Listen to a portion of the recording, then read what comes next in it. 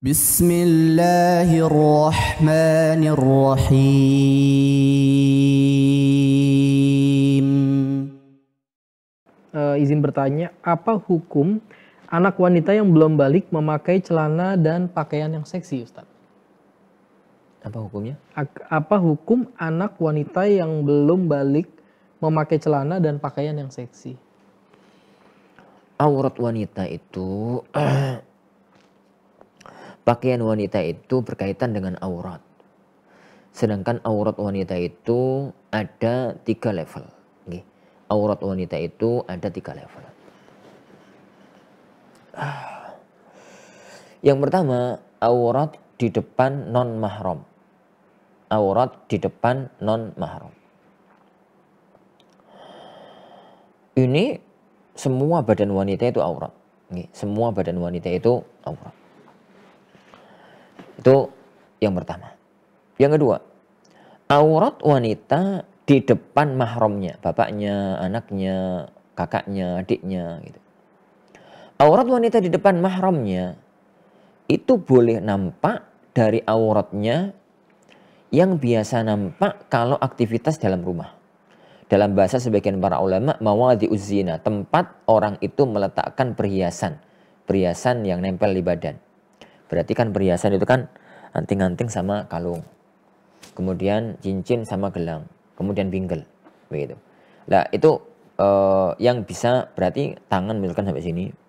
Ini kemudian nggak pakai jilbab. Kemudian kalau yang ini bagian kaki ya sampai tengah betis atau lebih bawah lagi. Maka itu boleh terbuka kalau dia itu di hadapan mahramnya, di hadapan mahramnya. Yang ketiga, kalau di hadapan suaminya. Kalau di hadapan suaminya, maka wanita itu nggak punya batas aurat. Nggak punya batas aurat. Lah, tapi aurat ini itu mulainya sejak wanita itu yushtahabiha itu mulai waktu wanita itu sudah mulai membangkitkan syahwat laki-laki. Jadi nggak harus balik ya. Jadi wanita itu kadang-kadang umur 6 tapi badannya gede dan itu kelihatan cantiknya, kelihatan seksinya. Begitu maka meskipun masih umur 6, maka dia sudah terkena aturan syariat Aturan syariat pakaian. Tapi kalau wanita itu belum yushtahabihi, jadi belum yushtahabiha, belum dikarepno oleh laki-laki lah. Jadi umur-umur setahun, umur-umur 2 tahun, umur-umur 3 tahun. Jadi nggak ada seorang laki-laki yang yang muncul syahwatnya gara-gara melihat anak yang umur segitu. Ini laki-laki normal, saya bahas laki-laki normal ya. Jadi semacam itu berarti dia tidak terkena hukum. Dia itu tidak terkena hukum. Nah, kalau pertanyaan yang dimasukkan tadi anak kecil, gitu ya pertanyaan tadi. Ya? Anak kecil.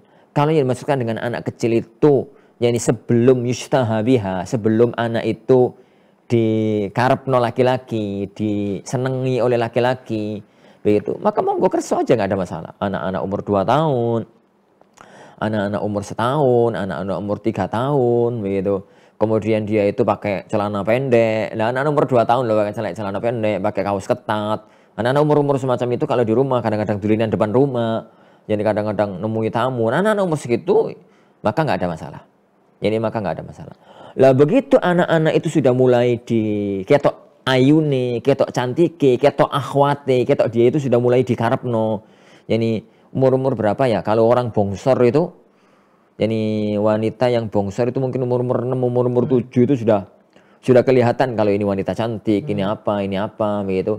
Kalau di umur itu ya berarti dia sudah mulai terkena hukum syariat. Lah puncak-puncaknya kalau balik.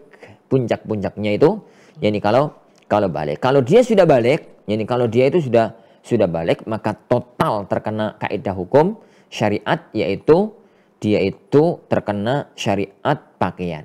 Yang Anda katakan di depan tadi, bahwasanya pakaian itu, yakni ada kondisi wanita itu dalam berpakaian ada 3. Yakni wanita berpakaian di depan non mahram.